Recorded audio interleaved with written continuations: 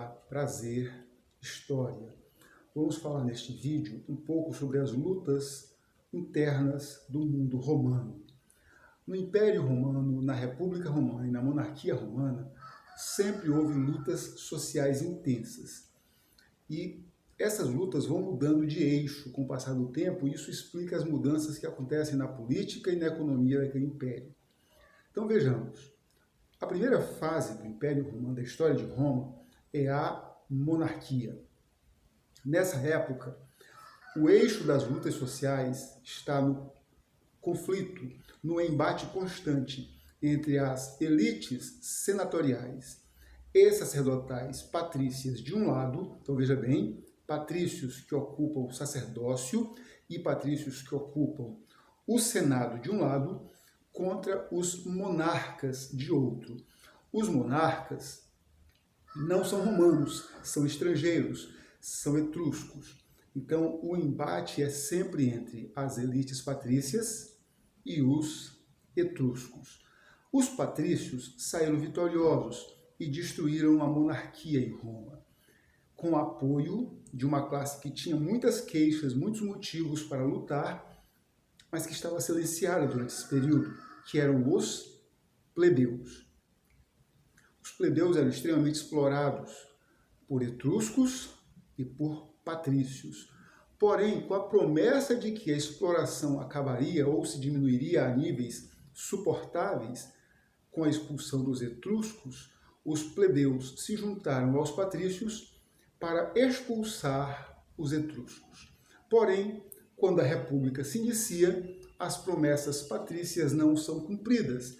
Ao contrário, a exploração sobre os plebeus se aprofunda e eles passam a passar por um processo de perda de territórios. Eles eram minifundiários em sua grande maioria, eles começam a perder suas terras e não apenas perdem suas terras, eles passam a cair na condição de escravos. Então, na República Romana, a grande luta será, especialmente na primeira fase, até o ano 200 a.C., será entre patrícios e plebeus.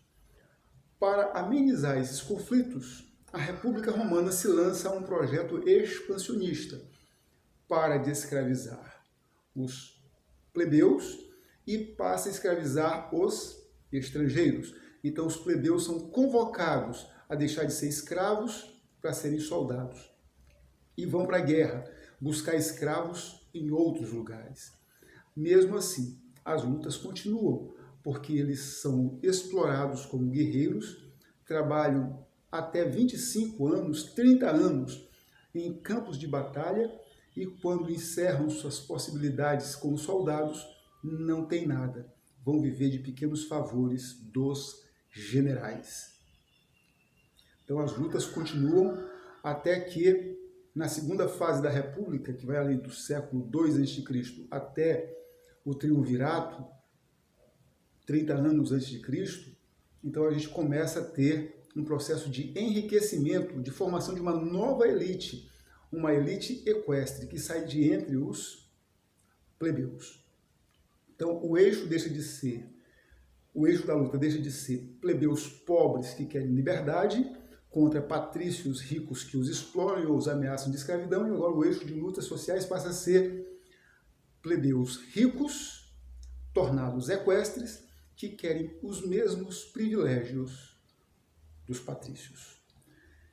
Essas lutas são tão intensas que destroem a República Romana, e aí começamos o Império.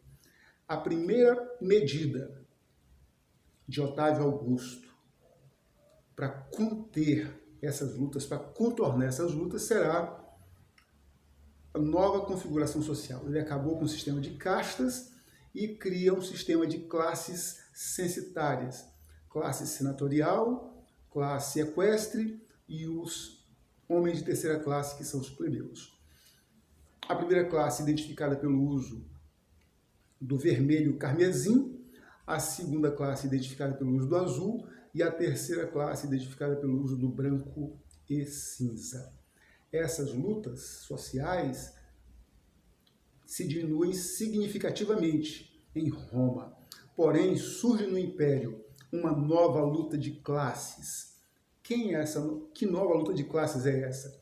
Entre os ricos de Roma, sejam eles patrícios ou plebeus, contra os ricos das províncias romanas, na Síria, que na época era chamada de Palmíria, na Palestina, no Egito, na Líbia, na Grécia, na Ásia Menor, onde hoje é a Turquia, e na Espanha e Gália, onde hoje são, respectivamente, Espanha ainda e França.